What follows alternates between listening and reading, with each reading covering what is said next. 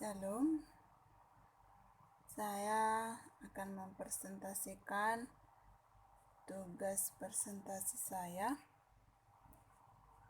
sebagai judulnya dari sejarah gereja pendahuluan umum. Kekristenan lahir di tempat perjumpaan antara timur dan barat, yakni Yerusalem. Dari segi geografis, kota Yerusalem terletak di wilayah Asia Barat, tetapi dari segi politis merupakan ibu kota suatu provinsi Kekaisaran Romawi yang berorientasi ke arah Eropa. Dari sinilah Tuhan Yesus mengutus murid-muridnya menjadi saksi ke Yudea, Samaria, sampai ke ujung bumi. Perluasan Injil ke arah barat berkembang pesat sehingga konsep Kristendom atau dunia orang Kristen identik dengan peradaban barat. Kekristenan di Asia masa kini merupakan warisan penginjilan Barat dengan segala implikasi positif maupun negatif. Umat Kristen masih tetap merupakan kelompok minoritas pada tahun 1970. Baru 7,8% penduduk Asia mengaku iman Kristen. Walaupun demikian, menjelang akhir abad ke-20, titik berat kekristenan berpindah dari dunia Barat ke dunia bukan Barat. Gereja Barat sedang mengalami kemunduran. Wilayah Asia merupakan salah satu pusat pertumbuhan iman Kristen pada masa 1990-an. Bagian yang pertama, masa pertama gereja di Asia sampai tahun 1500, menguraikan perluasan kekristenan pertama ke arah timur, ke wilayah tengah dan India dan sampai ke Cina. Orang Kristen Asia adalah orang yang pertama sekali memakai gedung gereja sebagai tempat beribadah dan orang yang pertama menerjemahkan Alkitab. Raja Kristen pertama adalah orang Asia. Kekristenan Asia memiliki corak tersendiri, yakni suka beraskese dan merenungkan hal-hal abadi. Gereja yang dikenal sebagai gereja Nestorian bersemangat besar mengabarkan Injil ke Asia Timur sampai ke pulau-pulau Indonesia. Bagian 2. Gereja Barat mengabarkan Injil di Asia tahun 1500 sampai 1945, menguraikan sejarah gereja Asia pada zaman misi gereja Barat. Periode tersebut merupakan periode yang paling kaya dari segi sumber-sumber historis, baik sumber primer maupun buku-buku dan lain-lain, yang kebanyakan ditulis dari sudut pandang pekabar Injil sendiri, yaitu pandangan Barat. Di Asia, kekristenan menghadapi agama-agama dan kebudayaan kuat yang sulit dimasuki Injil. Para pekabar Injil baik Protestan maupun Katolik berusaha menafsir iman sesuai dengan konteks Asia, tanpa melupakan bahaya sinkretisme. Kesulitan tersebut menimbulkan beberapa pertikaian, misalnya mengenai isu tentang kasta, upacara menghormati nenek moyang, dan lain-lain. Penginjilan diarahkan pada golongan masyarakat yang dianggap strategis. Berbeda dengan misi Katolik, misi Protestan mengutamakan penerjemahan Alkitab sebagai langkah pertama pekabaran Injil. Gereja Protestan yang menekankan firman Tuhan atau sola scriptura, ditambah lagi tersedianya Alkitab dalam bahasa setempat, memungkinkan gereja membentuk teologi kontekstual tanpa bergantung terus pada hasil penafsiran orang-orang Barat.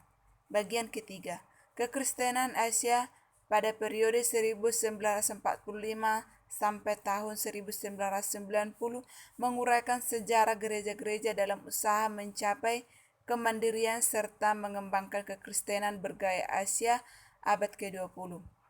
Perkembangan gereja Asia sebagian mencerminkan gaya perkembangan gereja sedunia, tekanan teologi Asia sebagaimana teologi Barat. Lama-kelamaan pindah dari kontekstualisasi ke dialog, pembentukan pemikiran teologi mengenai kemiskinan, penderitaan, dan baru-baru ini feminisme yang tepat untuk situasi Asia. Beberapa dikotomi muncul antara kelompok ekumenis dan kelompok evangelikal, antara kelompok yang aktif dan yang tidak aktif berperan di bidang politik. Orang Kristen Asia menggumuli peran gereja dalam masyarakat bangsa dan negara bukan Kristen. Umat Kristen di Asia menghadapi tantangan yang biasa digumuli kelompok agama minoritas. Pada masa ketegangan antar agama dan antar suku, bangsa semakin meningkat. Namun gereja pada tahun 1990 gereja Korea begitu bersemangat untuk mengambil alih pimpinan untuk mengabarkan Injil ke Indonesia. Perkembangan yang paling dramatis terjadi di Cina, negara yang berabad-abad tertutup terhadap iman Kristen. Hingga tahun 1949 jumlah orang Kristen di Cina sebanyak 3 juta orang Katolik Roma, 1,5 juta orang Protestan. Jumlah ini berkembang pesat hingga tahun 1992. Biro Pencatatan Statistik di Cina memperkirakan ada 12 juta orang Katolik Roma dan 63 juta orang Protestan. Tubuh Kristus di Asia hidup, bertumbuh, dan bersemangat. Pendahuluan yang kedua, agama Kristen dianggap sebagai agama yang berasal dari Barat. Padahal lahirnya di Timur Tengah, di daerah Asia Barat, tempat bangsa-bangsa dan kebudayaan dari 3 benua bertemu, yaitu Asia, Afrika, dan Eropa. Tuhan Yesus telah mengutus murid-muridnya. Pergilah, jadikanlah semua bangsa muridku. Pada hari Pentakosta, Injil dikabarkan kepada orang-orang yang berasal dari provinsi Asia Kecil atau Turki, kerajaan Persia atau Irak dan Iran, Mesir, Libya, dan Arabia. Kisah Rasul 2:8-11. Sampai sekarang proses menjadikan semua bangsa murid-murid Yesus masih tetap berkembang. Gereja membawa kabar keselamatan ke seluruh dunia. Pada abad ke-7 agama Islam menguasai Asia Tengah, Asia Barat, Selatan, Afrika Utara, dan Spanyol di bawah pemerintahan Islam. Gereja mengalami kemunduran sehingga pada tahun 1500 tinggal sedikit saja orang Kristen di Asia. Cukup berdasar bila dikatakan bahwa gereja di Asia adalah pertama yang memakai gedung gereja sebagai tempat beribadat. Gereja di Asia merupakan gereja yang pertama menerjemahkan kitab Perjanjian Baru ke dalam bahasa setempat. Gereja Asia mengembangkan struktur gereja, ciri-ciri teologi Asia, dan sekolah teologi yang terkenal. Gereja Asia kuno mempunyai kerohanian yang kuat dengan visi untuk pekabaran Injil. Para penginjil Asia pergi jauh ke Cina dan Asia Timur, bahkan mungkin sampai ke Indonesia. Umat Kristen di Asia bertahan terhadap ujian penganiayaan dan belajar bagaimana hidup sebagai golongan kecil dan minoritas dalam negara-negara bukan Kristen. Pada kemudian hari diberitakan lagi di Asia Timur, tetapi Injil yang dibawa itu berpakaian Barat. Karenanya tidak mengherankan bila gereja di Asia Timur dan Asia Selatan masa kini mewarisi gereja Barat. Walaupun demikian, akar-akar kekristenan Asia pertama merupakan warisan yang cukup berarti. Dengan menyelidiki sejarah gereja kuno di Asia, kita belajar bagaimana cara mewujudkan iman Kristen dalam gereja konteks Asia. 2. Permulaan gereja di Asia. Yang pertama, di Timur Tengah. Antioquia, ibu kota provinsi Syria, kota ketiga dalam Kekaisaran Romawi, menjadi pusat penginjilan kepada orang-orang bukan Yahudi. Di kota inilah para pengikut Yesus untuk pertama kalinya disebut Kristen. Lihat Kisah Rasul 11 ayat 26. Gereja di Antioquia menjadi gereja pengutusan bagi perjalanan Paulus dan Barnabas ke provinsi Asia Kecil atau Turki. Gereja-gereja ditanam di provinsi tersebut, terutama di Efesus, tempat Rasul Yohanes mungkin wafat. 2 negara besar yang berkuasa atas daerah Timur Tengah pada abad pertama adalah Roma dan Persia, kemudian disebut Persia. Dalam Kekaisaran Romawi ada beberapa faktor yang menolong penyebaran Injil ke arah barat. Hukum dan tata kenegaraan Romawi atau Pax Roman, perdamaian Roma, menjamin keamanan dan stabilitas. Negara-negara dengan berbagai agama, adat, dan bahasa dipersatukan di bawah pemerintahan Roma yang kuat dengan satu bahasa perantara yaitu bahasa Yunani dan satu kebudayaan bersama yaitu kebudayaan Romawi Yunani atau Helenisme. Penjajah Roma telah mendirikan sistem perhubungan dan transportasi yang sangat efisien baik melalui laut maupun jalan-jalan raya. Pada hari Pentakosta, Injil dikabarkan kepada orang-orang Yahudi dan penganut agama Yahudi yang berasal dari 14 daerah, termasuk 5 tempat di Asia yaitu Persia, Media, Elam, Mesopotamia, dan Arabia. Kisah Rasul 2 ayat 9-11. Sebagai hasilnya banyak orang percaya dan dibaptis. Mereka mungkin menjadi penginjil-penginjil pertama yang menyebarkan Injil di negaranya. masing-masing. Setelah kehancuran kota Yerusalem pada tahun 70 Masehi, terjadilah diaspora kedua dan banyak di antara orang Kristen Yahudi. Ada tanda-tanda misalnya nama orang Kristen yang menunjukkan bahwa jemaat-jemaat Kristen pertama di Asia, di luar Kekaisaran Romawi, mempunyai akar-akar keyahudian. 2. India. Menurut kisah Rasul Thomas, setelah hari Pentakosta ke-12, Rasul membuang undi untuk menentukan kemana setiap orang diutus untuk mengabarkan Injil. Rasul Thomas mendapat tugas di India, tetapi ia tidak mau pergi ke sana, meskipun Tuhan Yesus menampakkan diri kepadanya dalam mimpi. Oleh karena itu, Tuhan mengatur agar Thomas dijual sebagai budak kepada seorang pedagang dari India yang bernama Haban, yang datang ke Yerusalem untuk mencari tukang kayu. Di India, Thomas disuruh membangun istana untuk Raja Gunapar. Akan tetapi uang yang diterima untuk pembangunan istana diberikan oleh Thomas kepada orang miskin. Thomas menerangkan bahwa ia sedang membangun istana di surga bagi Raja Gunapar. Raja itu sangat marah dan ia memenjarakan Thomas. Akan tetapi, sesudah Thomas melakukan beberapa mujizat, Raja sendiri bekerja sama dengan adiknya Gad menerima 3 tanda materai kekristenan, yaitu urapan minyak, baptisan, dan perjamuan kudus.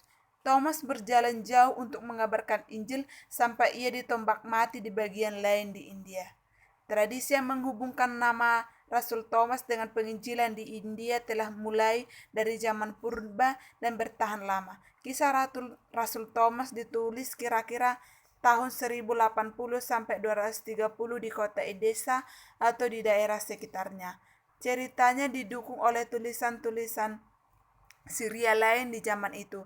Gereja Mar Thomas di India Selatan mempertahankan tradisi kuno, baik dalam bentuk puisi maupun nyanyian, bahwa Thomas datang ke Melabar pada tahun 52 Masehi.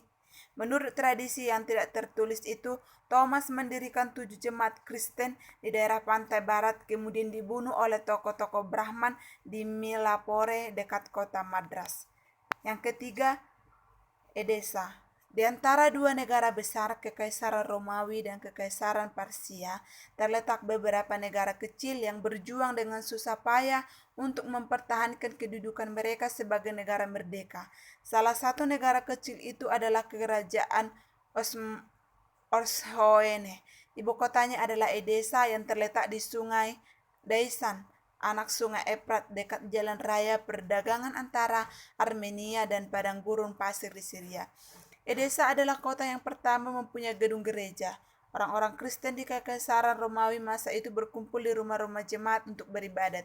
Sedangkan ajaran Adai melaporkan bahwa Adai mendirikan gereja di Edessa yang ongkos pembangunannya ditanggung oleh raja. Sejarah Edessa kurang lebih 590 melaporkan banjir besar pada tahun 2201 yang menghancurkan istana besar dan indah milik Paduka Raja dan bagian tengah gereja orang-orang Kristen. Laporan tersebut merupakan catatan pertama tentang sebuah gedung gereja di dunia. Mungkin di Edessa lah perjanjian baru pertama kali diterjemahkan dari bahasa Yunani ke dalam bahasa lain. Pada zaman itu perjanjian lama terjemahan Syria bahasa Edessa sudah ada. Pada abad kedua, kitab Injil, surat-surat, dan kisah para rasul juga diterjemahkan ke dalam bahasa Syria. Bahasa tersebut menjadi bahasa gerejawi untuk gereja yang berorientasi dan berkembang ke arah timur. Pada akhir abad kedua, gereja di Edessa sudah mempunyai klerus. Menurut ajaran Adai, uskup Edessa yang pertama adalah Adai dan ia mengangkat Anggai sebagai penggantinya. Anggai, tukang jahit kain sutra di istana, dibunuh atas perintah anak Abgar, orang yang tidak percaya. Kemudian Palu ditahbiskan sebagai uskup oleh Serapion, uskup Antioquia menjelang abad kedua. Peristiwa tersebut membuktikan bahwa uskup Antioquia berwenang atas gereja timur pada saat itu. Didaskalia Apostolorum atau ajaran para rasul ditulis kira tahun 250 di daerah Edessa, menggambarkan cara hidup Kristen dan aturan-aturan gereja, baik uskup-uskup maupun presbiter dan diaken-diaken disebutkan. Orang-orang Kristen wajib berkumpul di gereja setengah hari Minggu dan harus mempelajari firman Tuhan. Peraturan-peraturan etika ditetapkan, di antara lain tentang kesetiaan suami istri, disiplin dalam pendidikan anak dan pelayanan terhadap orang miskin. Ajarannya jelas dan ortodoks, yakni melawan tahayul dan ajaran Yahudi yang termasuk ekstrim. Tidak sekali yang menerima satu baptisan saja untuk pengampunan dosa. Orang Kristen tidak boleh berdosa terus-menerus dan kemudian baptis berulang kali seperti yang dilakukan beberapa orang. 4. Kristologi dan soteriologi Gereja Asia Purba. Agama Kristen lahir di suatu tempat pada suatu waktu di mana berbagai kebudayaan dan kepercayaan bertemu.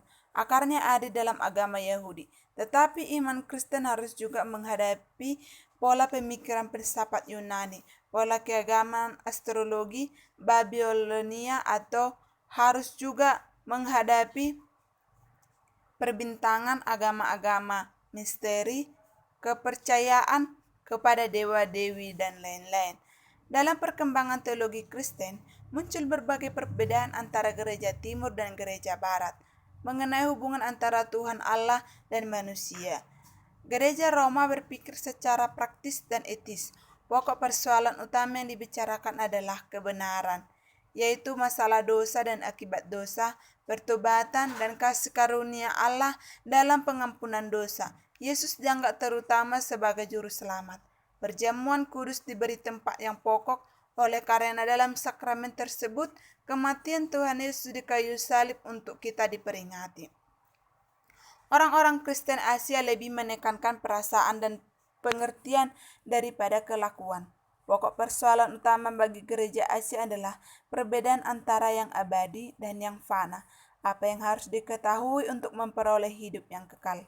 Zat jasmani dipandang secara pesimistis dan dualistis. Dunia berada dalam kekuasaan iblis, yang daripadanya jiwa manusia akan dilepaskan. Tuhan Yesus dianggap sebagai sang penebus yang mengalahkan iblis dan guru tertinggi yang membawa firman hidup. Yang perlu adalah menolak kepercayaan palsu dan menerima atau mengingat iman yang benar. Soal pertobatan tidak begitu diperhatikan. Sakramen utama adalah baptisan yang membersihkan orang-orang percaya dari segala kefanaan dan memberi tanda bahwa orang percaya telah menjadi milik Tuhan. Tema-tema teologi ini tidak diuraikan secara sistematis, namun dapat dilihat dalam puisi-puisi dan perumpamaan gereja Asia Purba. Ahli-ahli teologi di gereja barat pada masa itu mencap Tatianus sebagai penganut Gnostik karena ajarannya tentang askese. Ia menyatakan keselamatan dapat diperoleh dengan cara menanggalkan hal-hal yang duniawi, yakni perdagangan, kekayaan, kekuasaan, pernikahan, dan kehidupan berkeluarga. Ajaran Tatianus ini mempengaruhi perkembangan gereja di Syria. Bardaisan tahun 1154 sampai 222 dilahirkan di Edessa dalam keluarga bangsawan Persia dalam lingkungan kepercayaan penujuman Babilonia. Berdasarkan Bardaisan terkenal sebagai penyair dan pengarang serta pejabat tinggi di istana. Ia menjadi percaya kepada Kristus kira-kira tahun 179 dan segera ditahbiskan menjadi diaken.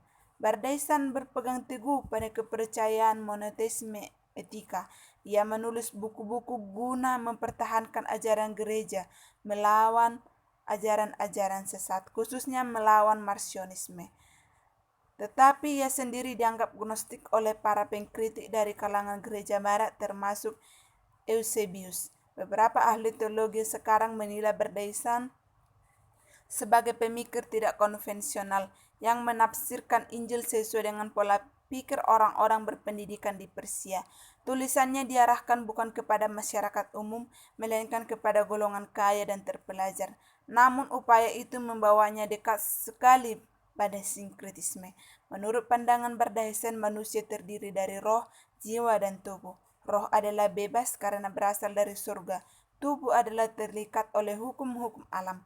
Jiwa turun ke dalam tubuh jasmani melalui lingkungan ketujuh bintang siara yang menentukan nasibnya, baik kesehatan, kekayaan, dan lain-lain. jiwa dapat diselamatkan dan naik ke surga setelah kematian seseorang, sedangkan tubuhnya akan binasa. Kristus membebaskan jiwa manusia agar tidak lagi takluk kepada para penguasa angkasa. Oleh karena itu, orang-orang Kristen di semua negeri telah menolak kebiasaan-kebiasaan yang jahat dan hidup menurut hukum-hukum Kristus. Yang terakhir adalah ringkasan. Kota Antioquia menjadi pusat pekabaran Injil ke dunia bukan Yahudi. Sumber-sumber untuk penginjilan di luar Kekaisaran Romawi sebagian bergantung pada legenda-legenda. Namun, tradisi bahwa Rasul Thomas mendirikan gereja di India didukung oleh penemuan-penemuan ilmu purbakala lain. Sudah terbukti bahwa Injil cepat tersebar di lembah Tigris Efrat dengan perkembangan gereja yang kuat yang berpusat di kota Edesa. Terjemahan Alkitab ke dalam bahasa Syria memainkan peran bermakna dalam perkembangan jemaat. Gereja Asia Purba memandang Kristus dari segi pertentangan antara yang fana dan yang abadi, sebagai guru dan penebus. Pengertian Asia itu dianggap dualistis oleh beberapa tokoh gereja barat, tetapi sekarang diterima sebagai suatu usaha mewujudkan kekristenan dalam konteks Asia. Baik, demikian yang bisa saya sampaikan melalui presentasi saya melalui sejarah gereja, di mana ada 2 pendahuluan dari presentasi saya. Di akhir kata saya ucapkan terima kasih. Shalom.